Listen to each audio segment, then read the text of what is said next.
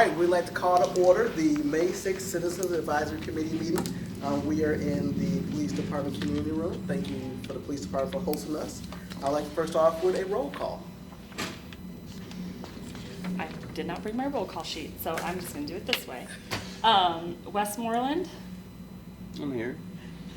we have to read it for the recording. Okay. Kiefer, Present. Holloway, Here. Rasso, Here. Rasso Della, I mean. Lord, Here. Hodges, Here. Cooper, Here. Gilmore, Here. Nolan, Here. Bird, Here. Obleton, Patel, Rasso Allen, and Johnson Reagan. And we do have a quorum. Thank you so much. Next, any citizens with CAC business, please step forward.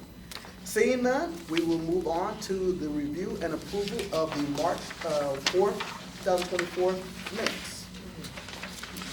Any questions?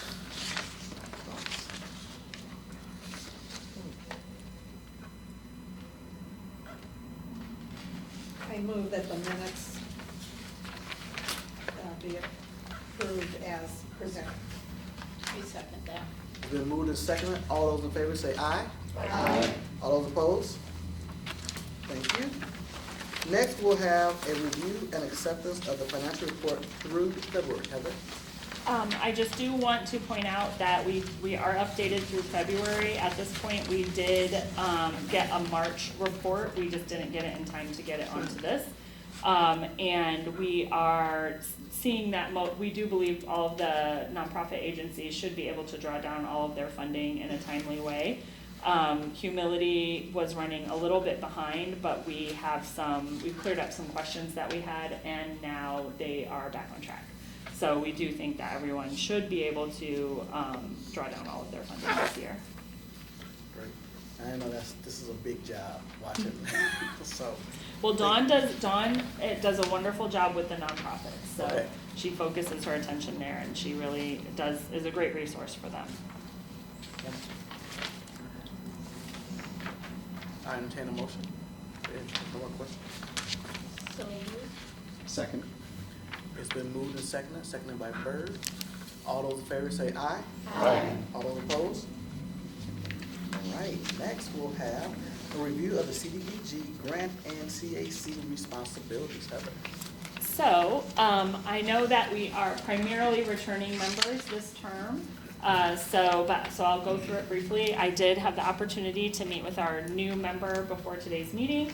So before I kick into the summary of CDBG, if you don't mind, traditionally we'll go around and introduce ourselves to the new member, and the new member will introduce himself to us. If you're comfortable, I feel like we could start with you. Sure, I'm comfortable. My name's Daniel Westmoreland. I've lived in Davenport almost my whole life. I was born and raised here. Went in the Marines for 4 years after high school. Spent 4 years in the Marines, got out of sergeant, figured I did enough there. Deployed a few times, didn't want to do that anymore. So got out, and I spent most of my professional career in the trucking industry. Ran a couple trucking companies for Holland, who went bankrupt this last year. But I ran a few terminals for them, went up to Wausau, Wisconsin, ran the terminal here in Rock Island. And I spent about 9 years in labor relations for the trucking company, so I did a lot of contract negotiations for the company against Teamsters.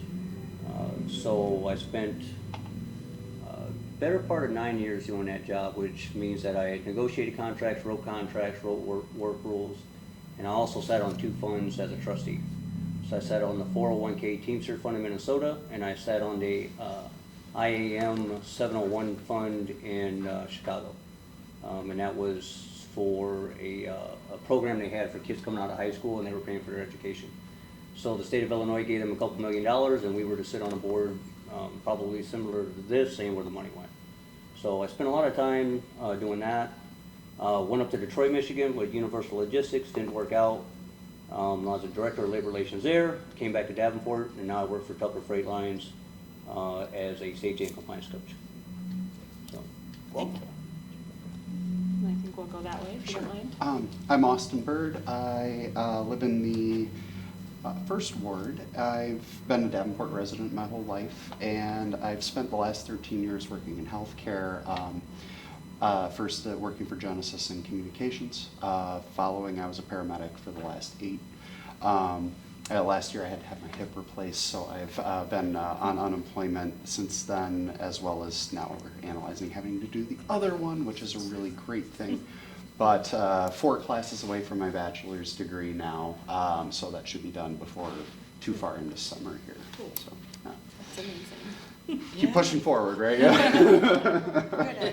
Well, I'm Nancy Nolan. I live in the 4th Ward, particularly Glen Armel neighborhood, straight up the hill. And I've lived in that house for 24 years with my husband, who's been there like 38 years. And before that, I lived in Illinois for a very long time. So I feel very versed in the Quad Cities, which aligns very well with my current career because I'm a full-time real estate agent for 8 years. Prior to that, I was an x-ray tech for 20 years, working at every single hospital in town. And in between, did some B2B sales. So, but this is my grow up gracefully career to do until I can't do it anymore. So, and I think I'm 4th year on CIC.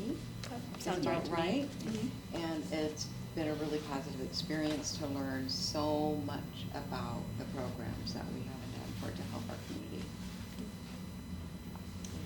My name is Dale Gilmore. First, Daniel, thank you for your service. I've been a Davenport resident for all my life. I've lived in the 6th Ward for 32 years in the same home with my wife, who we're going to celebrate our 50th anniversary in September. Last month I wasn't here. I was at that all expenses all-inclusive resort called Genesis East. I was still there when when the meeting was come. So, and then a week from Friday I get my kidney removed. So, but I'm very comfortable with the doctor, the surgeon.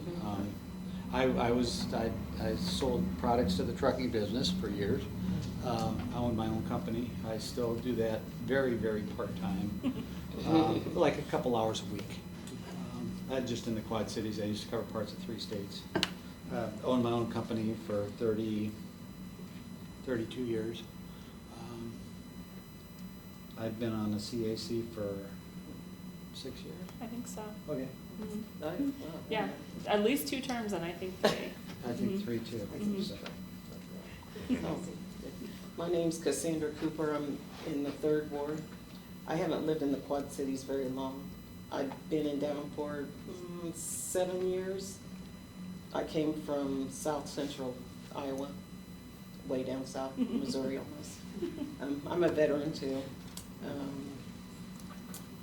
Let's see, I worked in healthcare.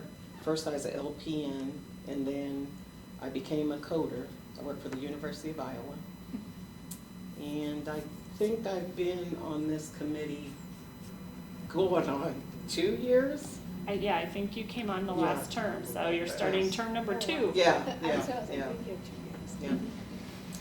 Yeah. I have a cat for a pet, and I feed strays. I love animals. I love animals. I like the garden. Flowers are my favorite. And that's about it. Well, I'm Elizabeth Hodges, and I would like to thank you also for your service, because it's very important to have people doing this. I have probably been on the committee 12 years. I think you were on when I came.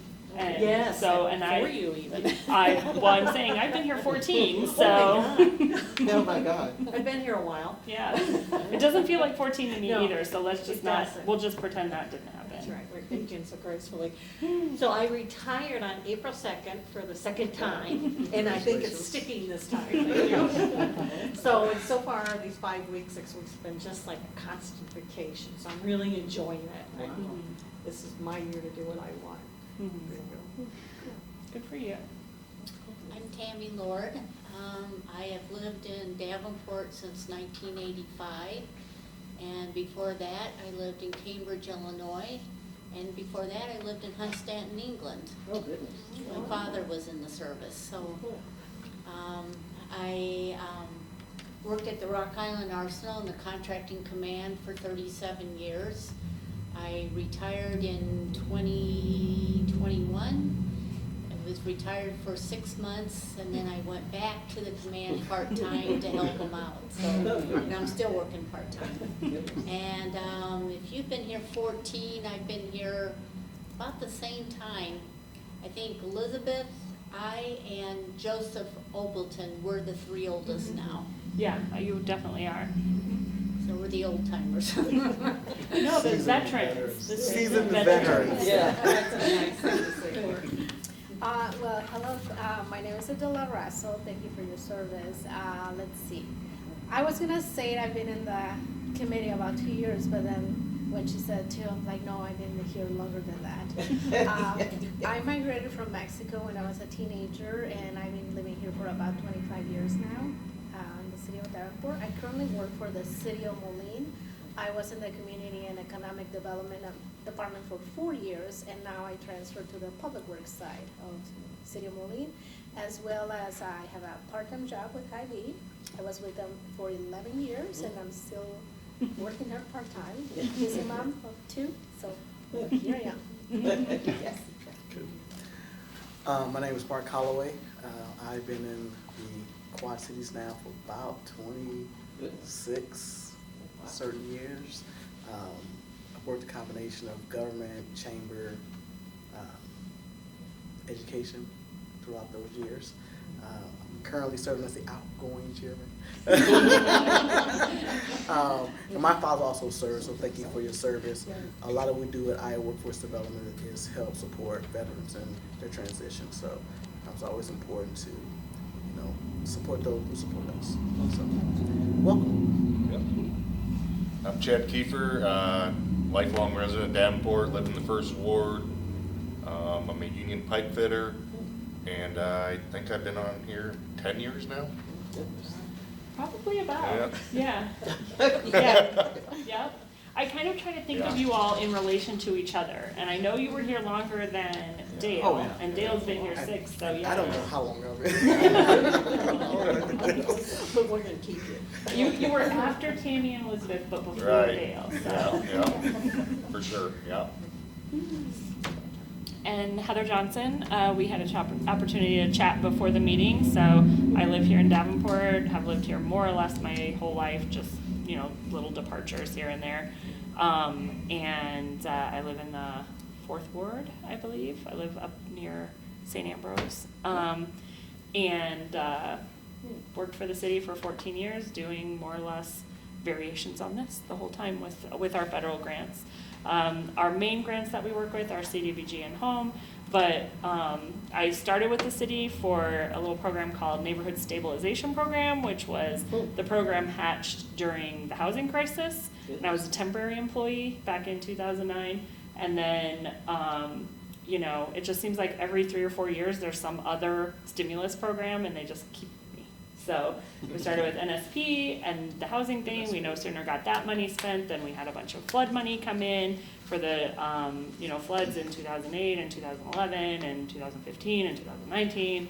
So lots of flood money, and then COVID came along and working on the COVID program. So there's always something changing. And then my partner in crime over there. Sorry, I gave up on Alan. 15 minutes, I can go back out, should I go back? No, I can kind of Okay. see, and if he knocks, I'll hear it. Oh, boy, I tell you. Hi, I'm Dawn Cameron.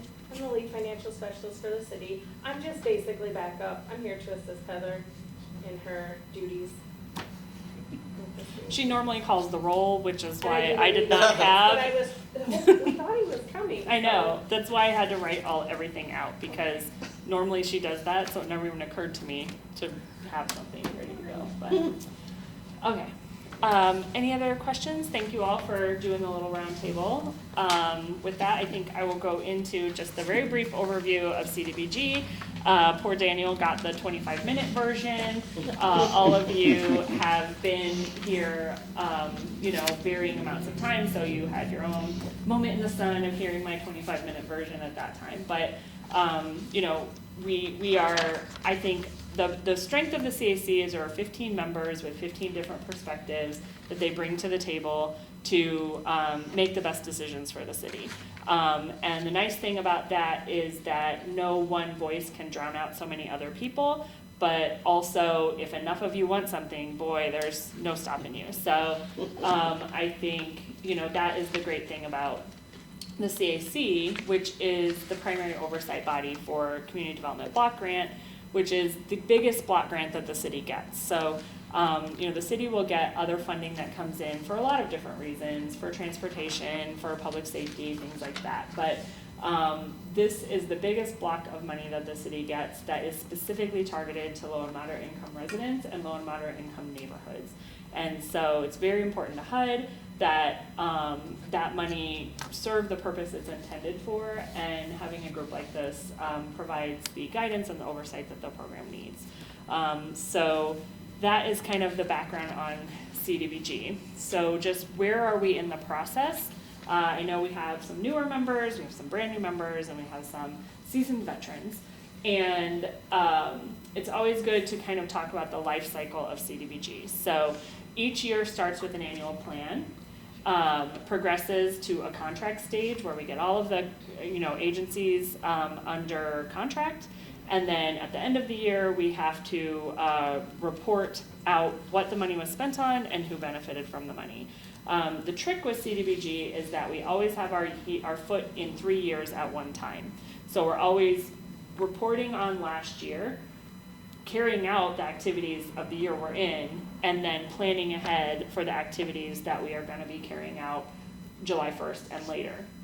And so the reason that we have the new CAC term begin in April is because our municipal elections are held in November and our new city council takes their seats in January. And that is smack dab in the middle of our application cycle. And so we can't really have an entirely new CAC come in January and not have a background in the program and not have a background in the applications and then be expected to score and make decisions. So the bylaws of the CAC and the city ordinance establishing the CAC, it's the only commission that doesn't have their new appointees begin in January. All of you begin a new term in April, and this is because we had to cancel the April meeting. Go Caitlin Clark.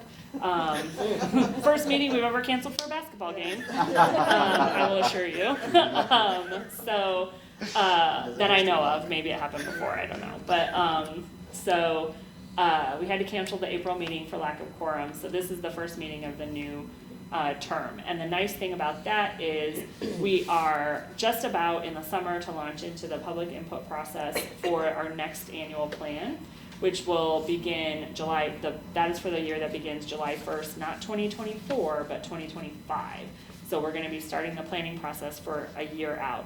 And even better, that 5-year plan, or that annual plan, is the first year of a new 5-year plan.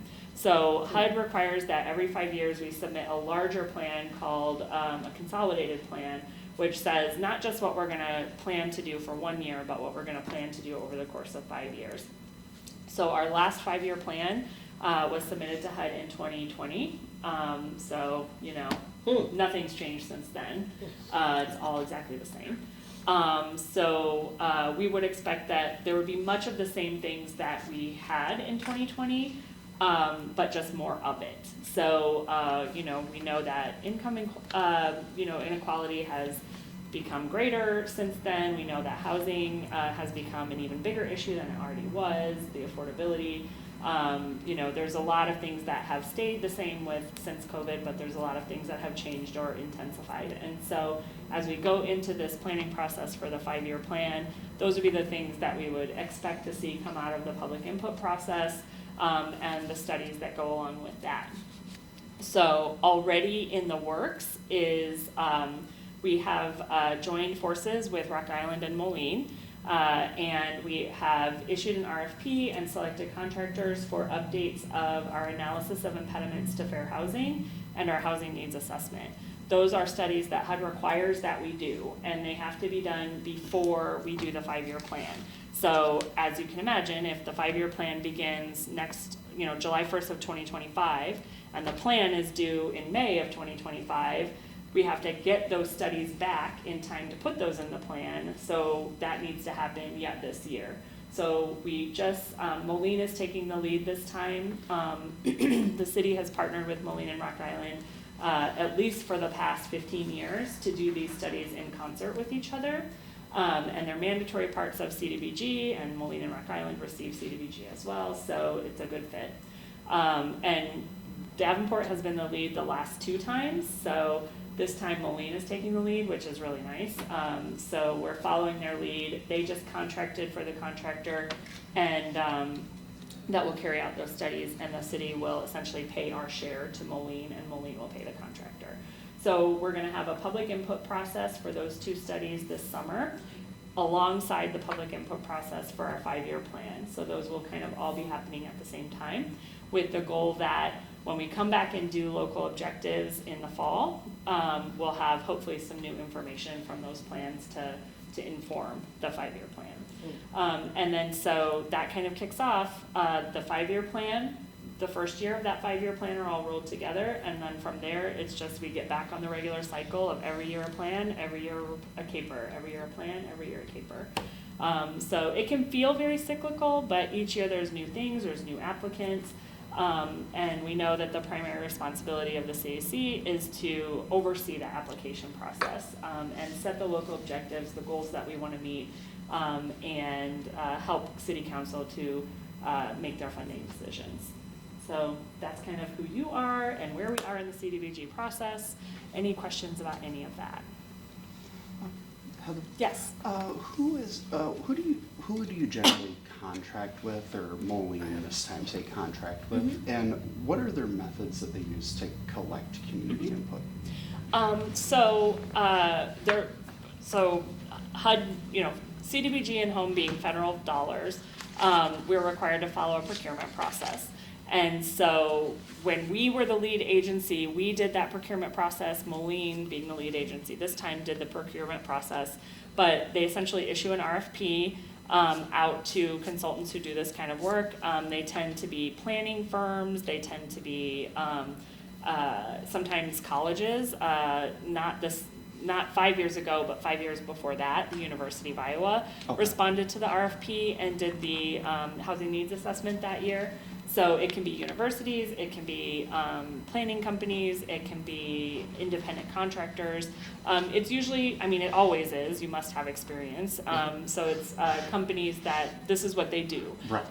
There are cities who contract every part of the CDBG process that do not only the analysis of impediments and the housing needs assessment, but also the consolidated plan and the annual plan and the CAPER, that contractors could do that. So there are companies who do all different parts of the process, and we just happen to hire them for that one piece.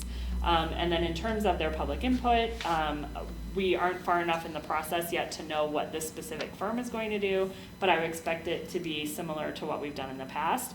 And usually, in fact, I know it will be, because we've had kind of some preliminary meetings where we're going to have in-person public input opportunities, at least one in each city, and then some virtual options as well. A survey, specific to those kinds of activities, and they've talked about some incentives, having like a gift card drawing if you respond to our survey, things like that. Those are nice things to have a contractor do, because those are hard things for a city to do, Yeah. So if a contractor decides they want to take some of their proceeds and do that kind of thing, it's much easier then for a city to do it. So it's a vote in favor of a contractor in that way. When I was at Genesis, we did the community health needs assessment, Yeah. which was very similar, and ours was always through the Bi-State Regional Commission when we did those. Oh, so, sure. And they kind of hired the same people, so I was curious Yeah. if we had like a specific Yep. person that No, usually it's, did it. Or... so interestingly this time, so Moline handled the process. The contract, essentially it was a partnership that responded. There were a bunch of different responses, but the one that, was chosen is a partnership. So it's 2 companies essentially partnering up. One of the companies is going to do the analysis of impediments to fair housing, and that is a study that studies, it's primarily focused on disadvantaged classes. So these are classes you would typically think of as race, ethnicity, people with disabilities. It could be female head of households. It could be people who are protected classes under federal fair housing laws. And so the analysis of impediments is looking at the challenges they face in obtaining and keeping their housing. So it's housing specific and it's specific to protected classes. The housing needs assessment, on the other hand, is not concerned with whether you're a protected class or not. It's concerned if you're low income or not. So no matter who you are, what your background is, if you're a low income person, what kind of housing is out there for you? Is it affordable to you? Is it safe, clean, decent housing? Does it have challenges? What challenges are those? So the two studies, they're very similar, but they're different, you know? So in that sense, it kind of makes sense that we had essentially one response, but it was a partnership between two companies, one of whom is going to focus on the analysis of impediment side, and one of whom is going to focus on the more general housing needs assessment affordability side. So they partnered up, and they're going to be carrying those studies out in tandem. So Thank you. that's the plan anyway. And they're hoping, they're expecting to launch a public input process in the summer. They're planning to have the studies back to us by the end of the year. So it's typically a 6 to 9 month process minimum. Not to say we won't have some hiccups in there, but you know, that is the goal. So we're well on the way on that path. We're going to be doing our public input when we come back together in July. We're going to have a plan for public input for our 5-year plan that will go out, and we'll do similarly. We'll do some public input meetings. We'll do some virtual options, in-person options. We do pop-up input opportunities where, like, we'll go to the farmer's market, or we'll go to, you know, check in at Head Start and try. The HUD's regulations require not just that we get public input in general, but that we get public input specifically from the users of the programs, so low and moderate income residents of the community. So we'll do that.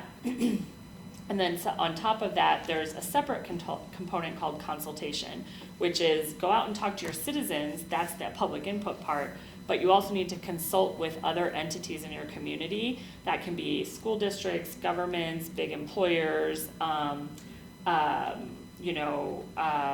your utility providers, you know, community action, you know, entities that are providing services to the people that we are trying to serve, and find out from them what their needs are, what they're hearing from their customers, you know, what direction they want us to go. So a 5-year plan is a fairly big undertaking, which is why we started so early. So thank goodness we only have to do it every 5 years. That takes more than a day. It does take more than a day. It does take more than a day. And it's a wonderful opportunity to recalibrate, because you know, we talk about, there are some needs we are always going to have. We are always going to need affordable housing. There will never not be a need for affordable housing. So I don't even have to go out and look and know.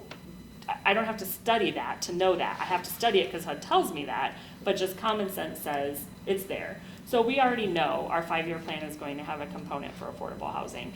It's what kind, what type, where. Same with economic development, same with public services. It's just dialing in, and especially in this post-COVID time, what has changed, you know, what adjustments are needed, if any, maybe not, you know, but I would expect that we would see some. So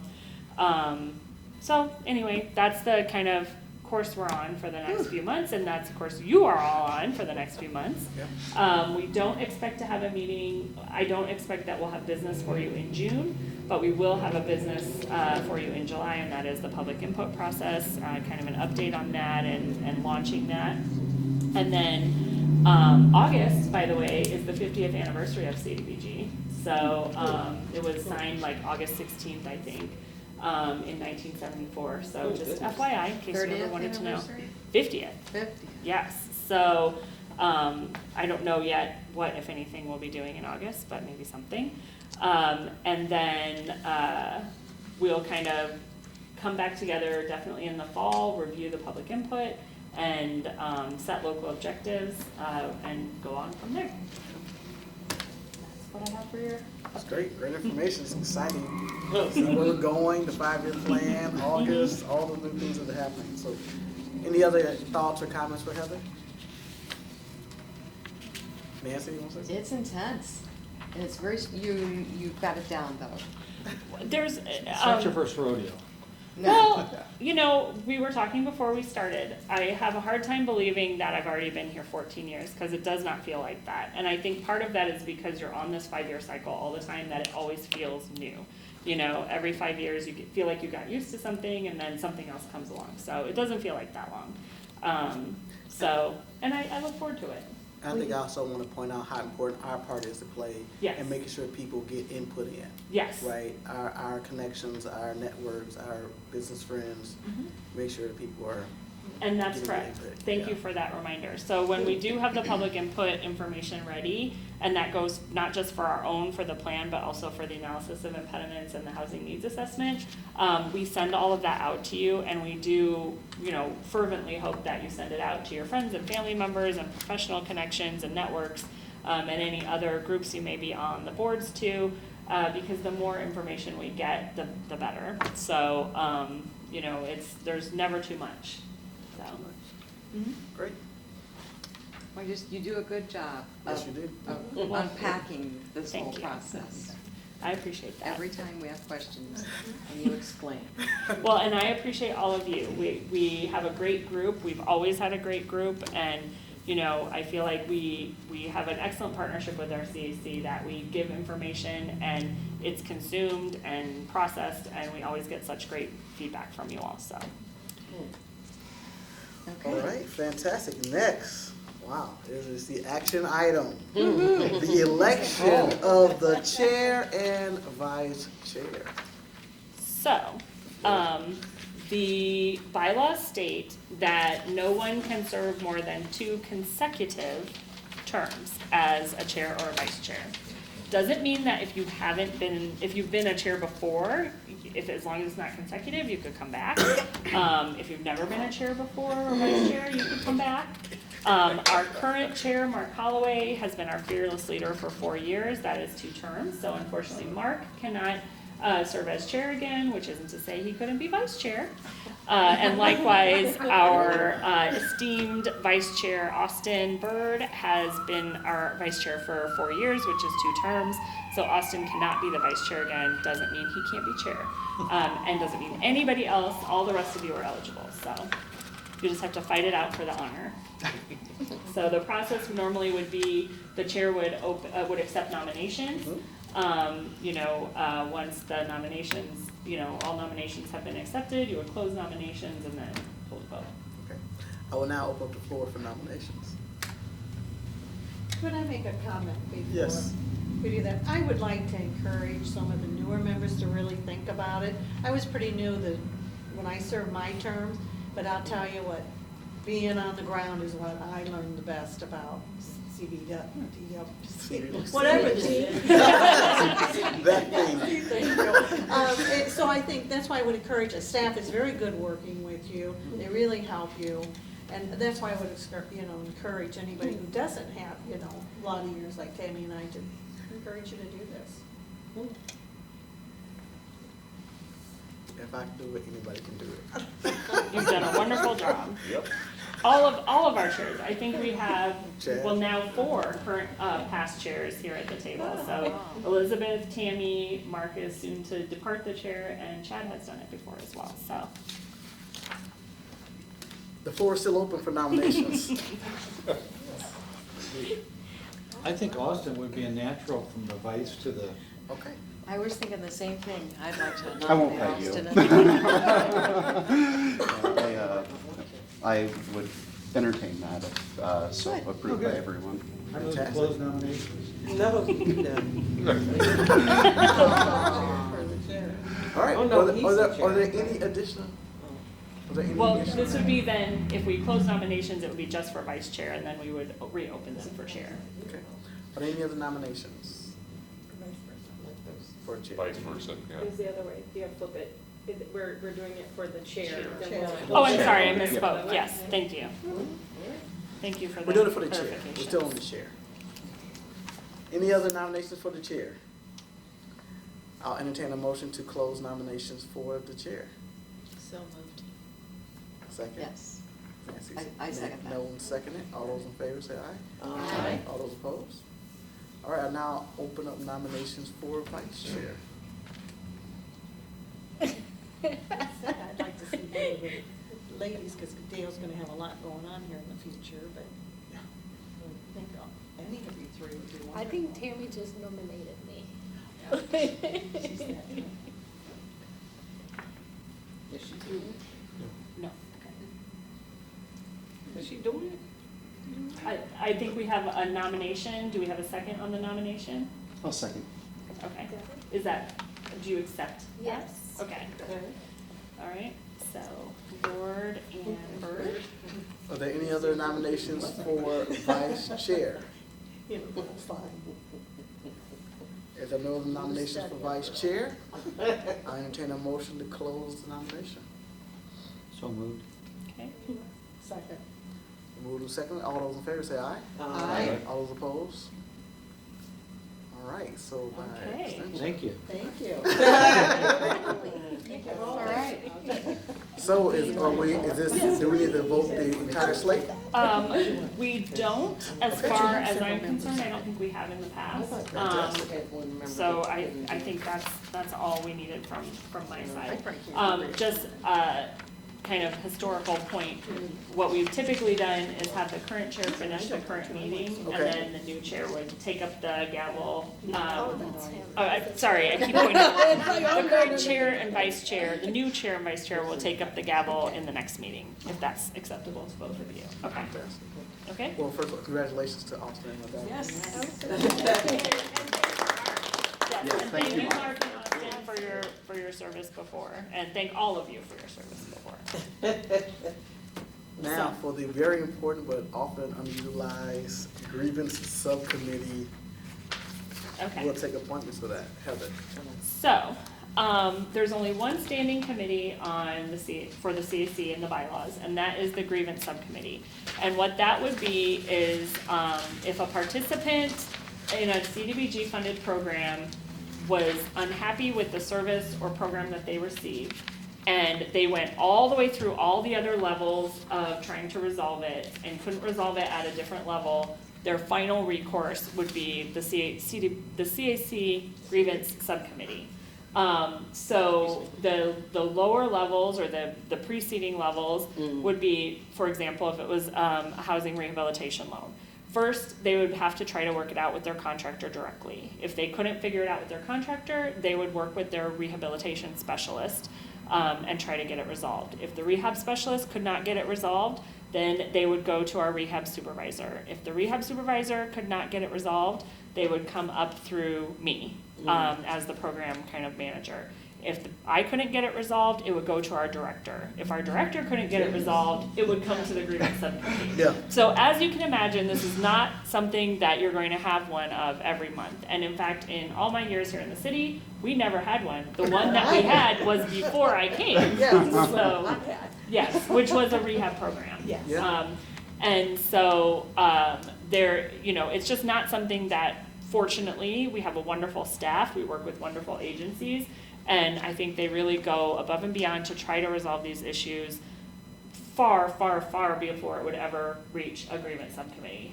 That being said, we have to have a grievance subcommittee. HUD requires that we have a process that a person could take it up through if they wanted to. So that is why we have the grievance subcommittee. So the process for that is the chair appoints the committee. So anyone who would want to be on it would just volunteer. The chair would, decide which of those volunteers that he or she would want to have on the grievance subcommittee. And then we as staff pass those names on to the city council, who they would vote on they would accept the grievance subcommittee at city council. But like I said, you're not going to be overcome with work by being on the grievance subcommittee. The one thing to know about it, though, is it's a 5-member subcommittee. At least 3 of those members must be residents of low and moderate income neighborhoods. So here in the packet that I've provided, I can let you know the previous term subcommittee members were Austin Bird, Joseph Obleton, Elizabeth Hodges, and Reagan Johnson, all of whom have been reappointed. And amongst those 4, the requirement to have at least 3 of them be residents of HUD designated neighborhoods would be met among those four if they would choose to be reappointed. But we do have a vacancy for a new person, so really it just depends on if the previous appointees would accept reappointment on whether or not that new person would have to be a Lomond resident or not. So if that's not a kind of convoluted way of Okay, saying it. so, because a couple people are interested in Yes. being on this committee, if they're in there, I would step back and Okay. let someone else have the opportunity. Okay, And that would have to be in the low. yes, if you would step out, then But we I would be happy to Yes. step back to give others an opportunity. Is there, and I know there are several members, Very. there are several members of the existing subcommittee who aren't here tonight. Right. So I think we have several options. One is among those who are here, if there is anybody who is interested, we could take those names. We could either make a decision on part of the committee this time, or we could table it until next time, and hopefully more members would be present who might want to be interested. Those are both valid paths to take. So I leave it to the soon-to-depart chair and the So, soon-to-arrive chair. The chair would like to appoint members who are here tonight. And I just want to make a clarification, Heather. You mentioned people volunteering, and then you also mentioned the chair appointing. So, Appointing being a formality, Okay. people volunteer to be on the subcommittee, but then the chair I pass a list to the mayor okay, of the chair's appointments. Gotcha. So, I mean, you certainly could volunteer people if you want to. I don't know how that would go, but I mean, on your way out the door, oh, you well, could just I'm go on my mass way out the power. door, you know? Because I would love for Nancy and Cassandra to be on that. Oh, I was committee. actually gonna raise my hand and volunteer to be on. Yes, Okay. yes. And I saw that. So that's why I was like, so it just makes perfect Okay. sense. All right, Yeah. so we have two for sure. Yes, perfect, see? Okay. Well, we'll see. I just have a question. Yes. Since Austin is going to be the new chair, can he also be on the grievance subcommittee? There's no prohibition against Okay. it in the bylaws currently, so, So, Austin I- again. And I think Reagan is probably, she's always been very engaged. I think she'll probably want to be reappointed. Okay. so But for those of us who are here and who have Yeah. volunteered, I think, and are you willing to be, Yeah, are you saying, I can okay. remain. So I would say, let Unless us, Daniel, being a new member, would you like to join the subcommittee?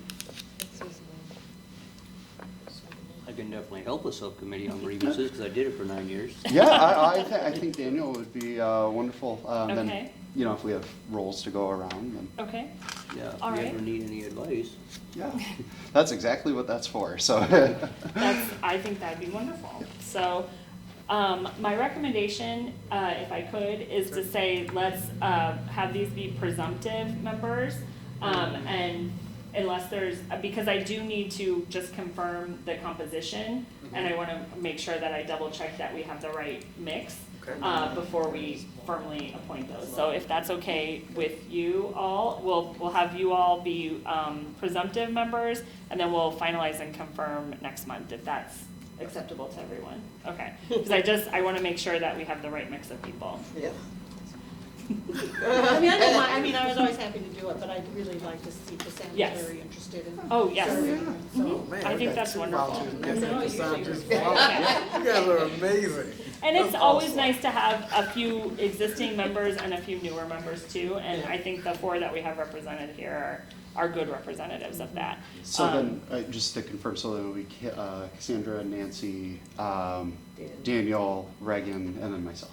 Um, That's what I have. okay, Is that where we were at? I haven't Because spoken you to wanted Reagan. this. Yeah, so Okay. we have to talk to Reagan and Joseph. Yes, Oh, and Joseph- Joseph too, Joseph, and yes, Joseph yes. is a representative of an area, so that's And why I'm saying I I'll wanna. step back if, Okay. if anybody else is willing. Let me confirm with, I can, between this meeting and next meeting, talk with them and see if we can just finalize that, and I do wanna just double check that I don't, in error, get the mix wrong. So, I'll do that on my end. I'm sure it will be fine, but I just wanna double check. So if that's okay with everyone. So, I think we would need a vote to table then.